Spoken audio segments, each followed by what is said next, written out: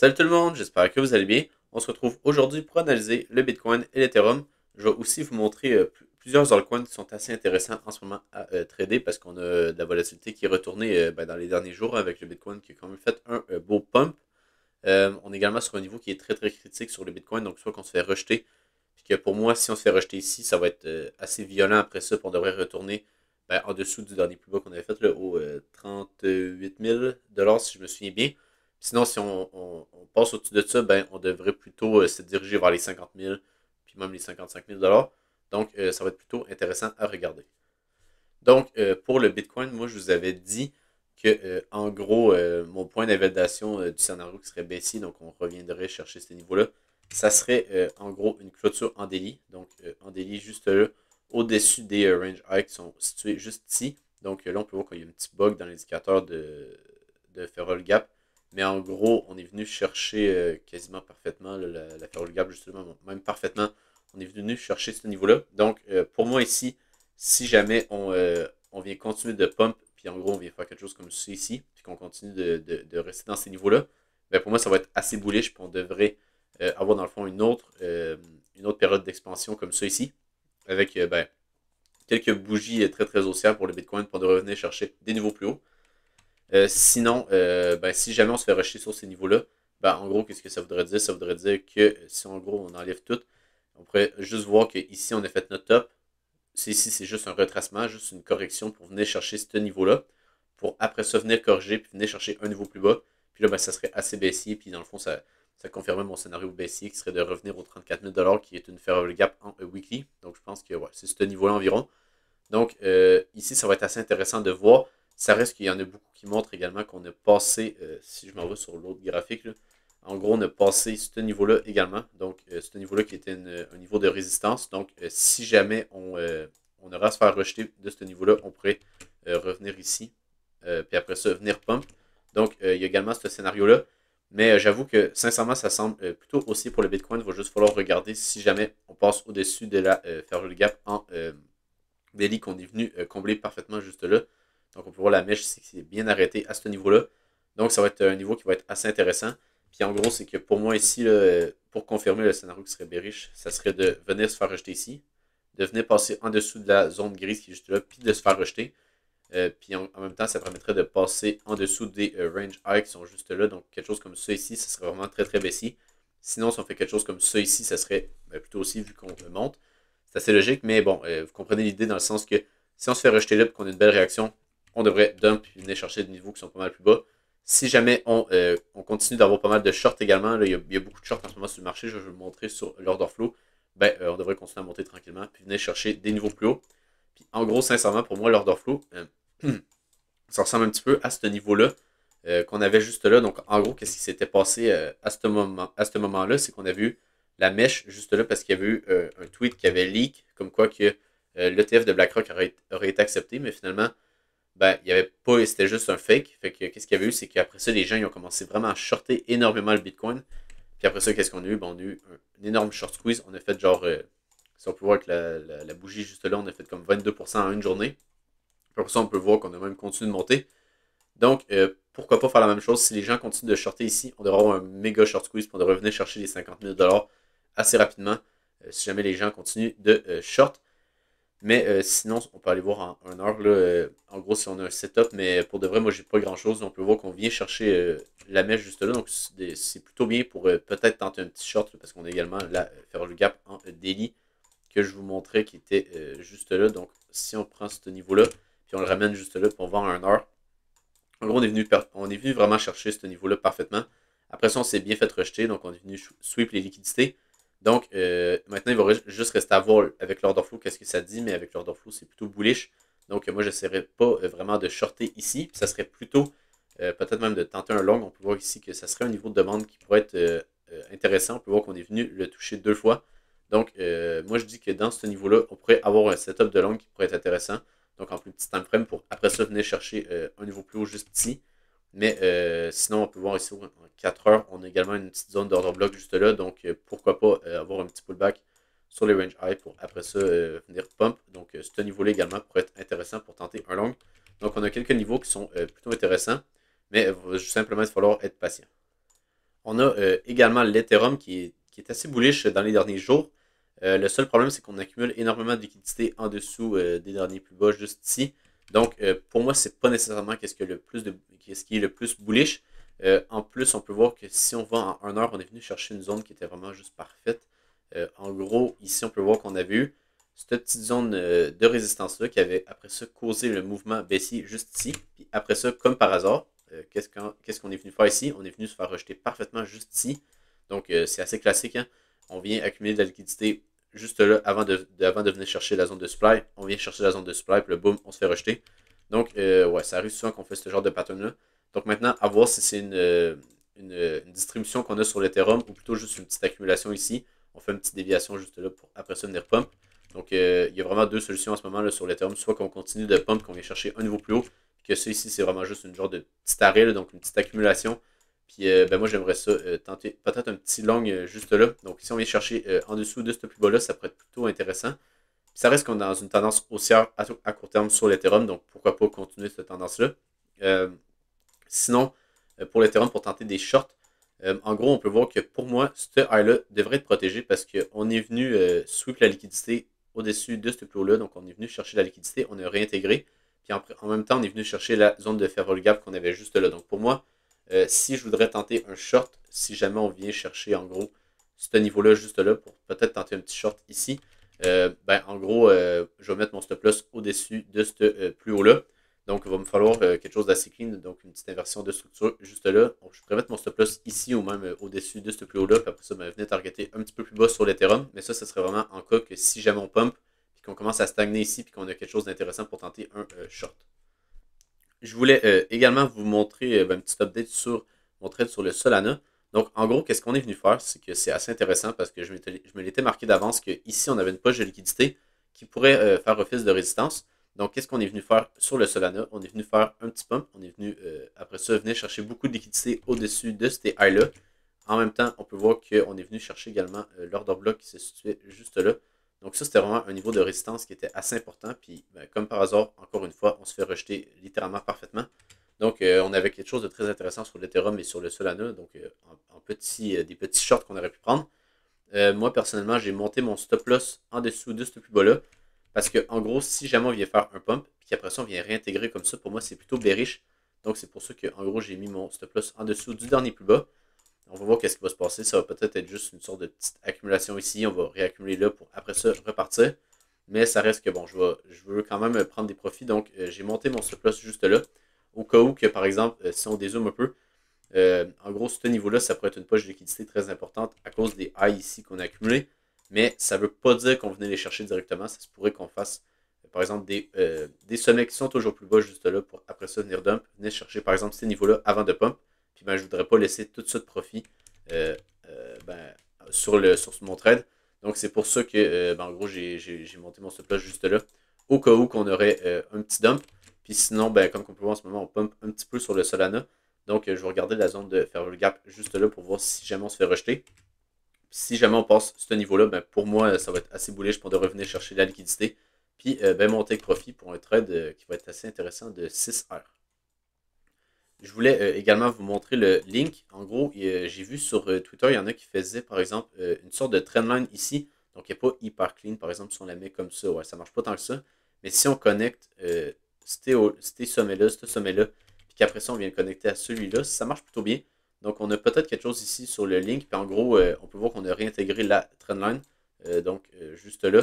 Puis en plus, on est venu chercher la liquidité, qu'on avait une poche de liquidité en weekly. Donc, les derniers plus hauts de genre qui datait de 2022. Donc, c'est un niveau qui est assez important. On peut voir qu'on s'est bien fait rejeter. Donc, maintenant, ici, ça pourrait juste être un retest pour après ça venir dump. Puis, il y en a qui verraient ici, par exemple, une épaule, tête, épaule. Donc, la première épaule, la tête, deuxième épaule, puis après ça, on viendrait dump. Je vous dirais que la neckline se situe ici.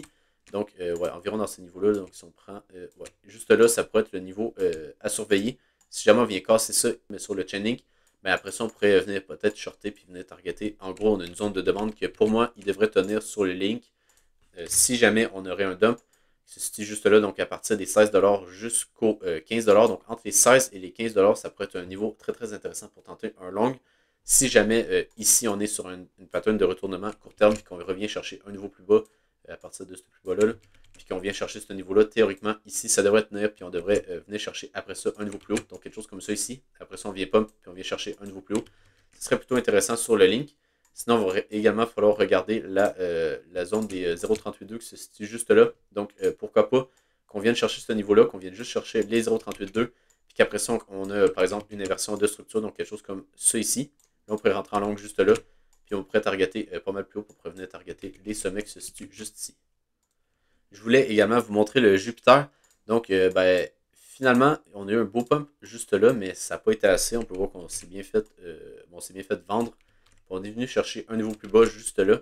En gros, on est venu chercher la petite order block qu'on avait juste là. Donc, on n'est pas venu la chercher parfaitement. Là. Donc, il manquait quelques dollars, mais on peut voir qu'on est venu également chercher la zone de Farrell Gap juste là. Donc, en gros, on est venu chercher ce niveau-là. On est venu chercher des niveaux de résistance, puis on s'est bien fait rejeter. Donc, pour moi, ici, si on regarde la pattern, ça semble plutôt bullish dans le sens que, oui, on descend. C'est sûr que théoriquement, c'est bearish, mais ça reste qu'on ne fait pas quelque chose comme, par exemple, on a fait le listing, on monte, puis après ça, boum, on dump, puis on vient chercher vraiment des plus bas qui sont très, très agressifs. Ça reste que pour moi, ici, c'est peut-être quelque chose comme ça ici qu'on est en train de faire. Ça reste que pour moi, ça va être à déterminer ici. Si jamais on a vraiment une grosse correction, puis qu'on vient vraiment lâcher ce support-là, puis qu'on vient faire un gros dump, ça serait plutôt bearish sur le Jupiter, puis on aurait peut-être un bottom qui se situerait plutôt par ici, ou je ne sais pas exactement où, là, mais dans ces niveaux-là. Mais si jamais on arrive à tenir ce niveau-là, ben en gros, ça serait de venir tenir ce niveau-là ou de faire une petite déviation en dessous, juste là. Ben là, ça pourrait être intéressant. Donc, par exemple, on fait quelque chose comme ça ici, on réintègre, on vient faire un petit pullback, puis là, après ça, on repart. Là, ça pourrait être intéressant. Mais ça reste que pour le moment, on n'a pas grand-chose à dire. On peut voir qu'on commence à accumuler un petit peu de high juste là. Donc, c'est pas si mal. Puis, pour rappel, moi, j'étais rentré juste là sur le Jupiter. Donc, pas la meilleure entrée. Mais bon, c'est pas si grave comme que je vous montrais dans les dernières vidéos. Pour moi, le long terme, ça pourrait être bon sur le Jupiter. En gros, il y a les airdrops qui sont intéressants. Donc, il y a beaucoup de gens qui vont utiliser ce DEX-là.